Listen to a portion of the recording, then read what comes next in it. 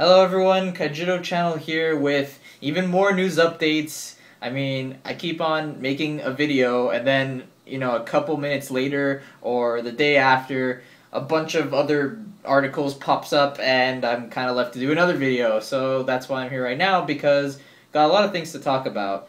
So first of all, we got another site that's previewing some cards for us, and that's Gamers Daily News. And they decided to preview two cards as well.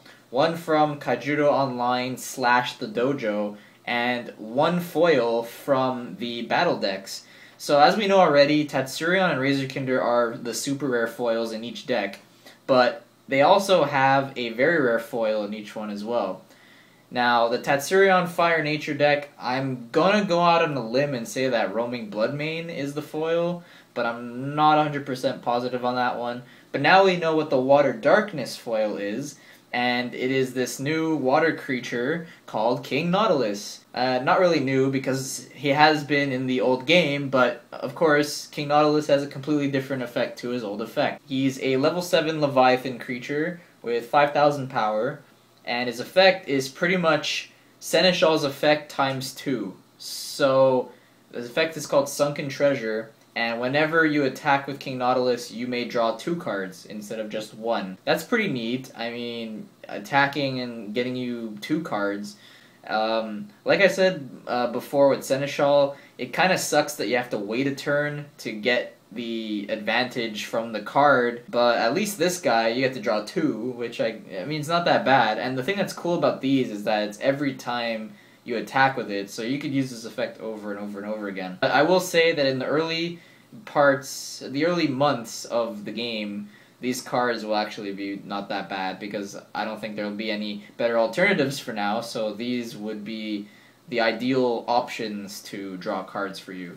That's very nice. So that is the water foil in the Razorkinder deck. And now the second preview that they did is a card that's going to be coming out of the dojo, and we have already seen this guy plenty of times, but here he is, bam, Gigaflame the Assaulter. So we pretty much guessed this spot on from an earlier image. I think it was Daniel Tack's first preview of Mighty Shouter, and it said fast attack and blurring speed. So Pyrofighter Magnus had speed attacker and the effect where he goes back to your hand, and just reading fast attack and blurring speed kind of made it obvious that it was going to be the same effect.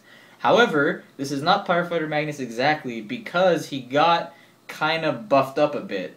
So now he's a level 4, and he has 5,000 power, which is pretty neat, and he has the exact same effect as Pyrofighter Magnus. Two things kind of bother me about this card. First of all, it's a very rare. Pyrofighter Magnus was a common. Okay, and you're just going to bump it up 1 level, and it's going to be a very rare. That's a little bit insane for my liking. It's going to be a lot harder to get this card, but I don't really mind, because I would still prefer Pyrofighter Magnus to this card. That's just my opinion, I guess, but Pyrofighter Magnus is so versatile in the fact that he's cheap enough to work in a rush deck, and he's still versatile in an aggro deck. Gigaflame, making him level 4 automatically, puts him away from rush, because rush, sticks to the formula of using 3 or less unless there's some sort of exception that, it's reasonable to use a level 4 or higher. But in this case, Gigaflame at level 4 would not be too bad for aggro decks, I have to say. I think it's more suited for aggro decks, and I don't know. I really don't know what to say about it, but let's just say it's a slightly altered Pyrofighter Magnus to be a little bit stronger. And that's all I can really say about that. Also in this image, there are a couple cards that we either didn't know the effects of or didn't know if it was going to be in the game. But you can see Ambush Scorpion on the right there. We already knew about him. I'm not sure what his effect is, but I'm going to go ahead and say it's like Dome Shell's effect. I have no idea, but it's like a level 4 3000 with Power Attacker 2000. I don't know about that. Then we have Sniper Mosquito on the left. Like I said in an earlier video, since Sniper Mosquito was on the deck box of the Fire Nature deck, it was kind of assumed that it should be a stronger creature, not a level 1.